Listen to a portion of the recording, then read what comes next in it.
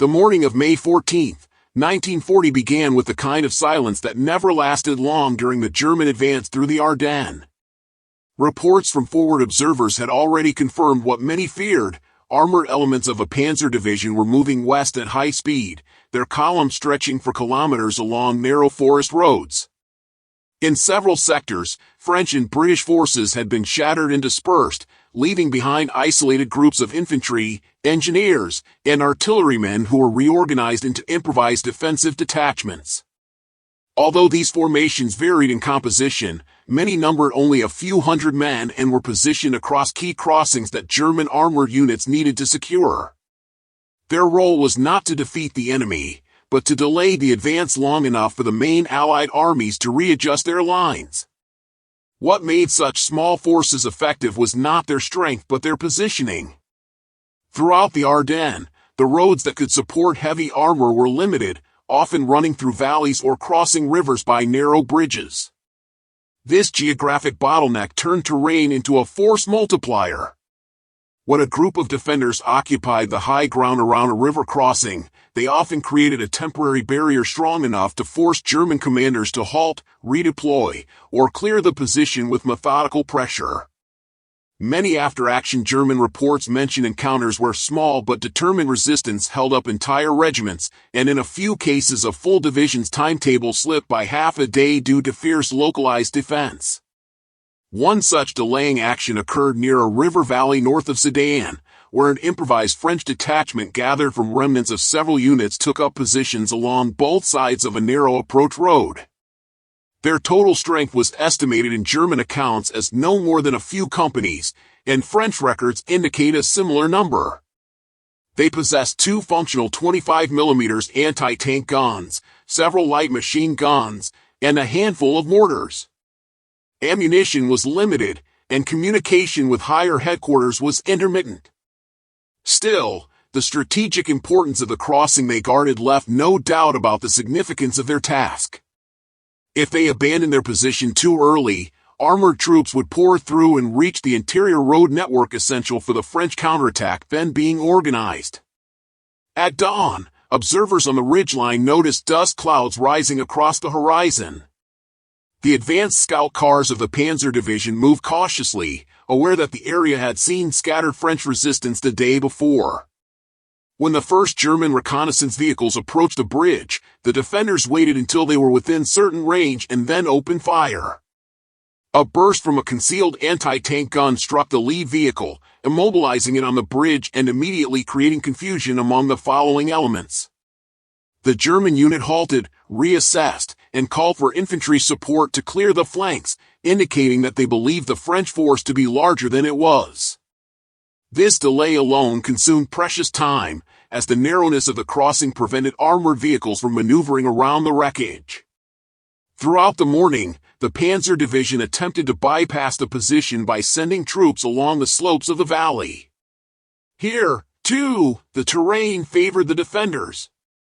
The hillside was steep and broken by patches of forest, allowing small French squads to relocate and fire from new angles.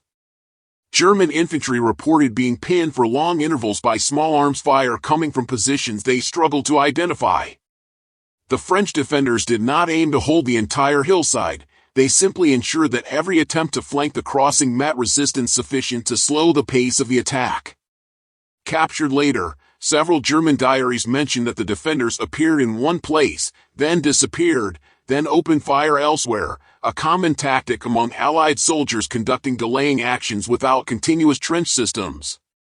By midday, the German command recognized that forcing the crossing directly would require coordinated artillery fire. Nebelwerfer and light field guns were brought forward, and the bombardment began. Earth and debris flew into the air as shells struck the forward French pits, forcing the defenders to shift between secondary and tertiary positions. Even so, the artillery preparation consumed hours of daylight, as it needed to be carefully adjusted to avoid damaging the bridge itself. The Panzer Division was racing against its own timetable. Its orders were to reach a set of road junctions by nightfall to maintain the momentum of the larger offensive. Every hour lost at the river crossing risked compromising the coordinated thrust of the corps. Despite the intensity of the bombardment, scattered pockets of defenders survived and continued to fire sporadically at German infantry attempting to advance. One of the French anti-tank guns had been destroyed early on, but the remaining piece was carefully repositioned behind a mound of rubble at the edge of the bridge. When German light tanks attempted a renewed push in the early afternoon, the gun crew waited until the first vehicle committed itself to the crossing and then fired, striking it in the side. The wrecked tank blocked the passage once again, and the German infantry had to withdraw under small arms fire from the slopes. For the second time that day, the German timetable slipped further, and the division's reports recorded unexpectedly stubborn resistance from what they had initially assumed would be a minor delaying force. The German command realized that clearing the crossing would require an assault from multiple directions. But the narrow roads feeding into the valley made it difficult to deploy armor or heavy equipment quickly. Vehicles were backed up for kilometers behind the stalled vanguard, and engineers attempting to move forward with demolition charges were slowed by congestion and intermittent sniper fire. Meanwhile, the French defenders, running dangerously low on ammunition, rationed their fire so that each burst counted. Their objective was simply to force the Germans to proceed with maximum caution. They had no expectation of holding the position indefinitely. Their goal was to make every minute as costly as possible for the attacker. By late afternoon, both sides were fully aware of the strategic implications of the fight. For the Germans, the crossing represented a key conduit for supplying armored spearheads that were pushing deeper into France. For the defenders, it was one of the last natural choke points before the open plains. Even small delays accumulated into operational consequences.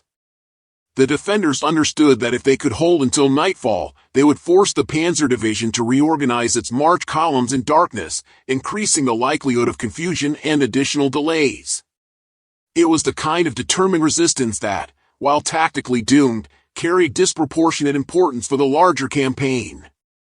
As the afternoon wore on, the German artillery preparation intensified. Observers who later walked the battlefield noted that the slopes bore the marks of repeated concentrations of fire, the soil torn open and long parallel scars where successive barrages had landed. For the French defenders, the bombardment created a shifting landscape of danger.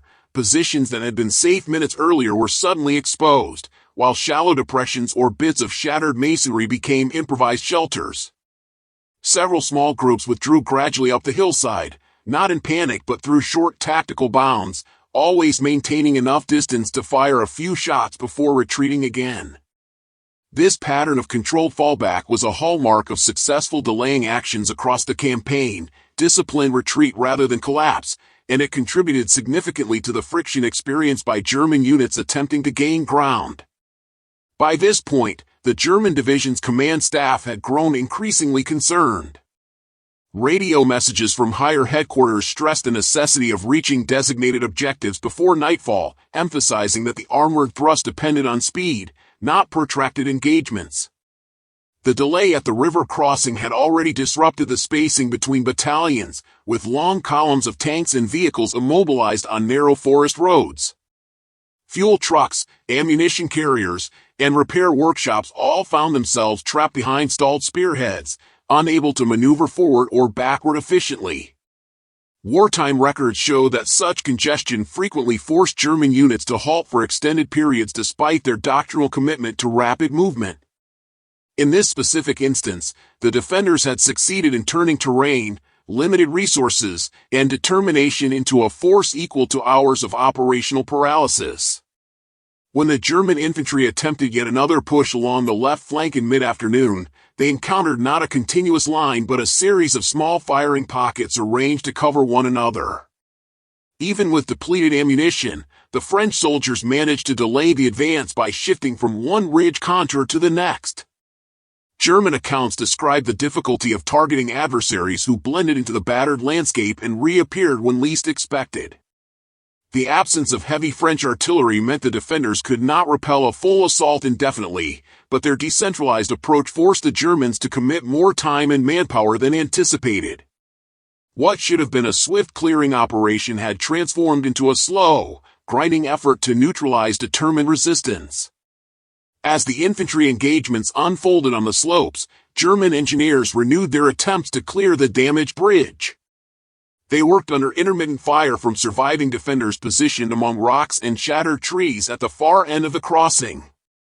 Efforts to tow the wrecked vehicles proved challenging due to the narrowness of the span and the debris created by earlier anti-tank hits. When engineers approached to place charges, rifles and light machine guns from concealed positions forced them to retreat repeatedly. Some engineers attempted to construct makeshift ramps or bypass tracks along the riverbank, but the soft ground and steep embankments rendered these plans impractical without heavy equipment, which could not move forward through the congested columns behind them. Throughout the late afternoon, German commanders considered sending armored vehicles along parallel tracks in the forest to outflank the position entirely. Reconnaissance units explored several such routes but found that the terrain quickly became unsuitable for tanks.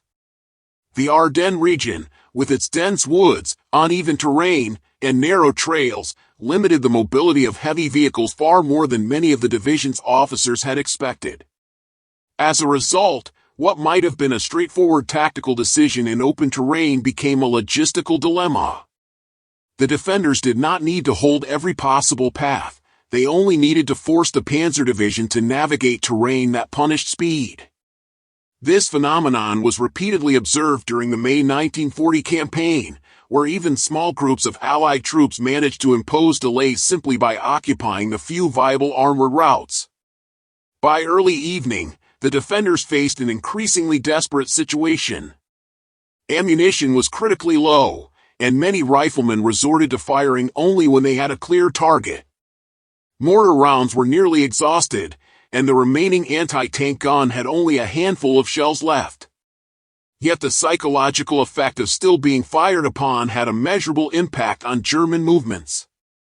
Reports from advancing infantry noted caution in every step, and tank commanders hesitated to push forward until they were certain no anti-tank weapons remained.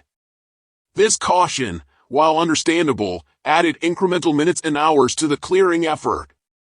German units that had expected to be miles westward by sunset remained pinned in the valley, reorganizing under growing frustration.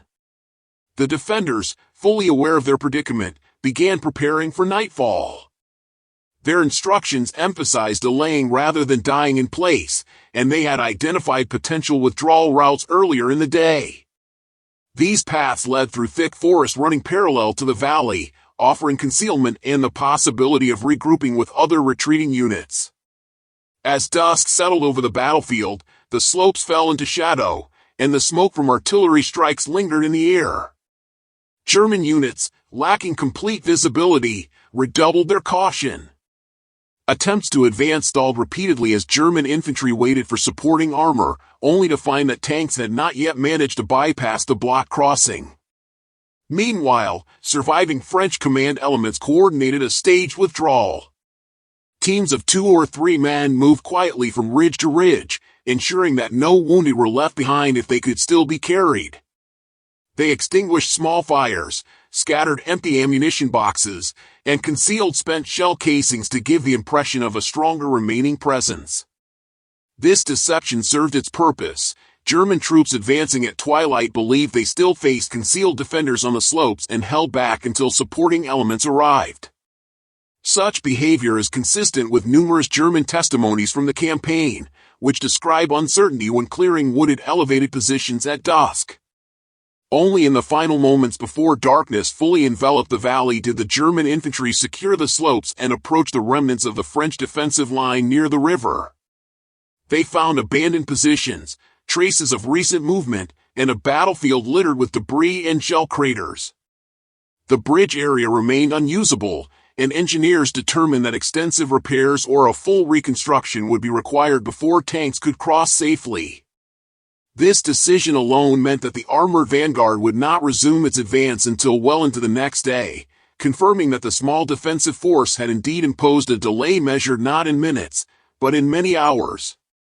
In operational terms, such delays had a compounding effect on the broader offensive. As night settled fully, German units established temporary positions near the crossing while engineers assessed the extent of the damage. The division's command staff compiled reports acknowledging that resistance along the valley had been unexpectedly fierce.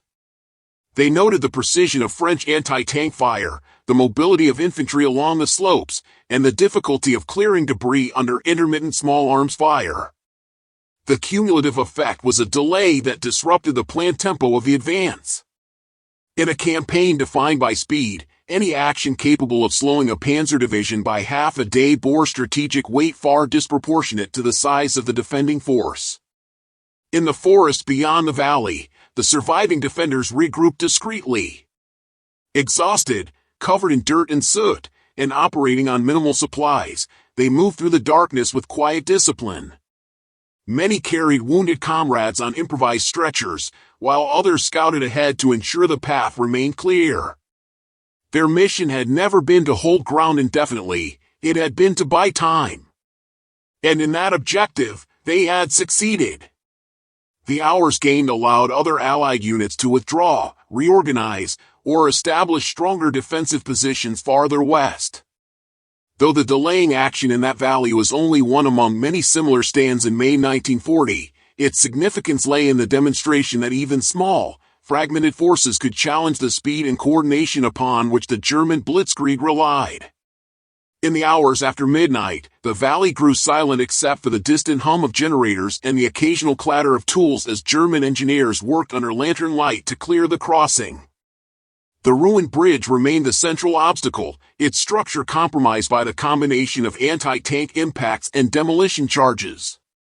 Temporary wooden supports were proposed, but the engineers hesitated to risk the weight of armored vehicles until further reinforcement could be completed. This caution reflected a consistent theme throughout the German advance in the Ardennes. Speed was vital, but the vulnerability of narrow crossings forced commanders to choose between haste and safety. Too many tanks had already been lost in previous days to hidden guns or structural collapses at compromised bridges. German diaries and after-action reports written in the following days acknowledged the scale of the delay. One battalion commander noted that although the defenders had been few in number, their use of terrain and their persistence had created a disproportionate disruption. The Panzer Division, designed to operate with fluid momentum, had instead experienced an entire cycle of daylight lost to a single choke point. This delay was not catastrophic to the larger German campaign, but it contributed to a pattern of friction that slowed the coordination between separate armored spearheads. Several French divisions, previously threatened with encirclement, managed to reposition themselves as a result of such delays, buying time for the evolving defensive lines farther west. The surviving defenders, meanwhile, continued moving through the forest toward rendezvous points agreed upon earlier in the day.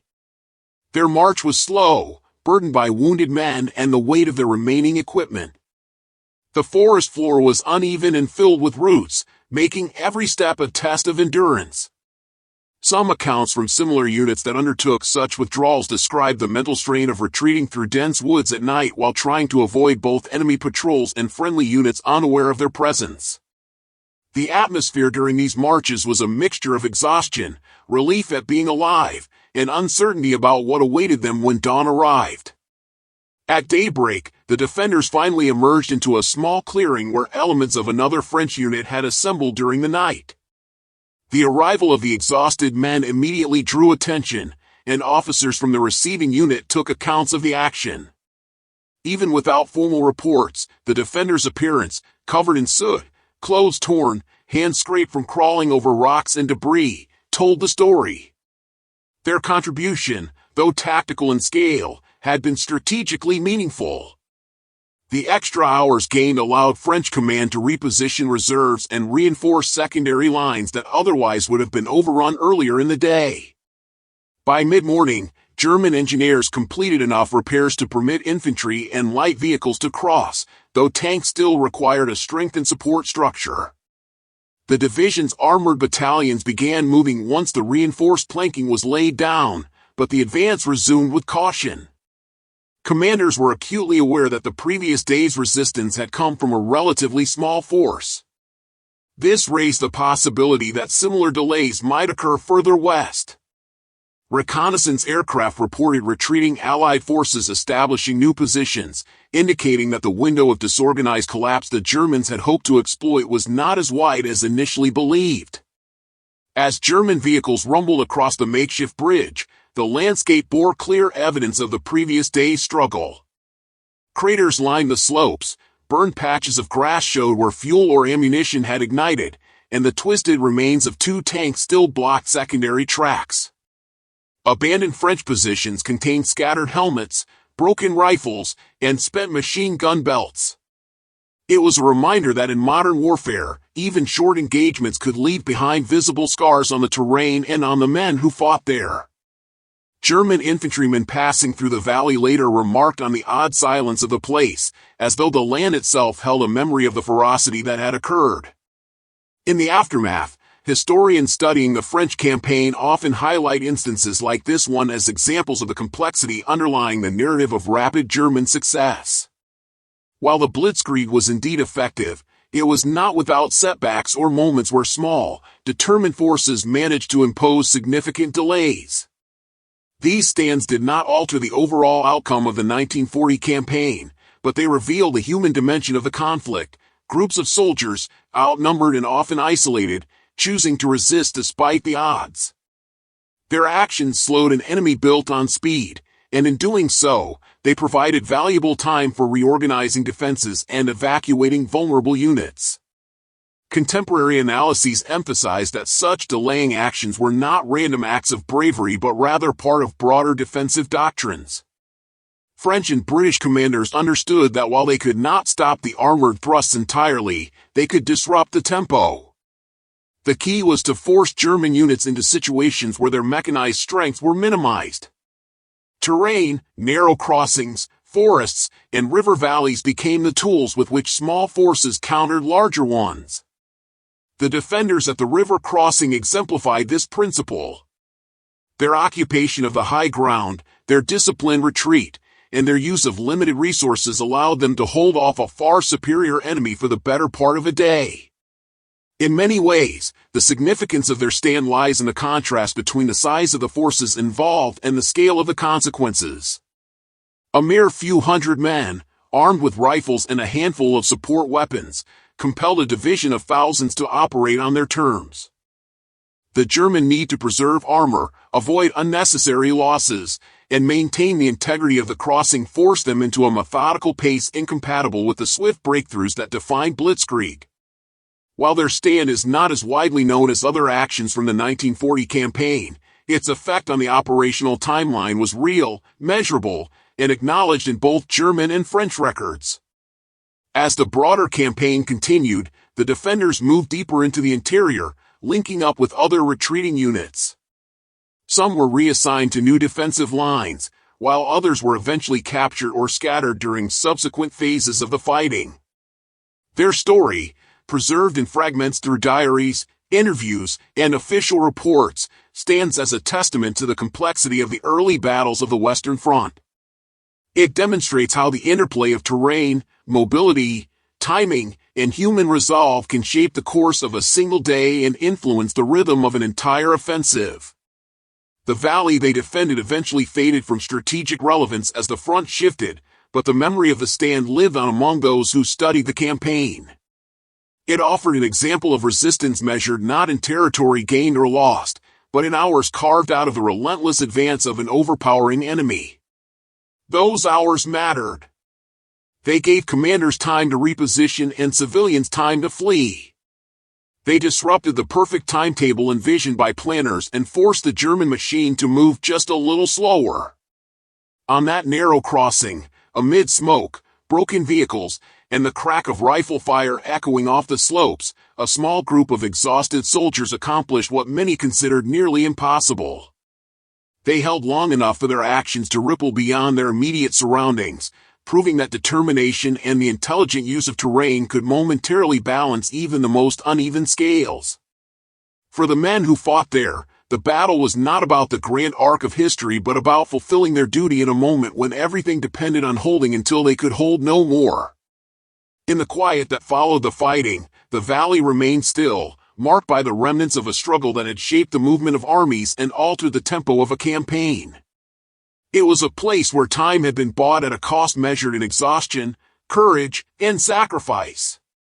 And in that exchange, those defenders contributed a chapter to the history of the 1940 campaign, one defined not by victory, but by the profound impact of resistance.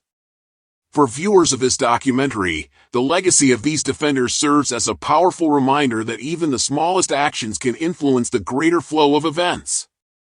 If this story has given you a deeper perspective on the early battles of 1940, consider liking this video to help preserve these narratives and subscribing to join a community dedicated to uncovering the overlooked moments that shaped history. And let us know in the comments where you are watching from and what other episodes of the 1940 campaign you would like us to explore next, so we can continue bringing these forgotten stories to light.